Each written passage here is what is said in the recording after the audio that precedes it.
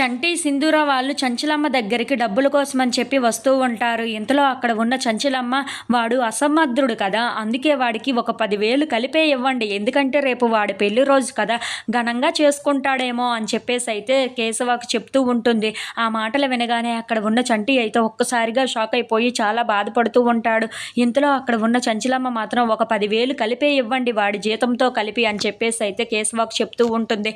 ఆ మాటలు వినగానే అక్కడ ఉన్న కేశవ అయితే సరే చంచలమ్మ అని చెప్పేసి అయితే ఆ డబ్బుల్ని ఇస్తూ ఉంటాడు. ఇంతలో అక్కడ ఉన్న చంటి మాత్రం ఆగండి బాబు గారు అని చెప్పేసి అయితే అంటూ ఉంటాడు. ఆ మాటలు వినగానే అక్కడ ఉన్న వాళ్ళందరూ అయితే ఒక్కసారిగా షాక్ అయిపోతూ ఉంటారు.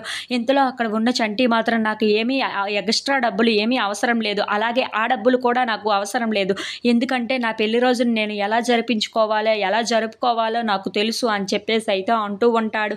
ఆ మాటలు వినగానే అక్కడ ఉన్న వాళ్ళు ఒక్కసారిగా చంటి వైపు అలా చూస్తూ ఉండిపోతారు. ఇంతలో అక్కడ ఉన్న సింధూర చెయ్యి పట్టుకొని పదండి అమ్మాయి గారు మనం ఇక్కడి నుండి వెళ్ళిపోదాం అని చెప్పేసి అయితే లాక్కొని తీసుకొని వెళ్ళిపోతూ ఉంటాడు. అది చూడగానే అక్కడ ఉన్న కేశవ మాత్రం నీ జీతాన్నైనా తీసుకోచండి అని చెప్పేసి అయితే అంటూ ఉంటాడు.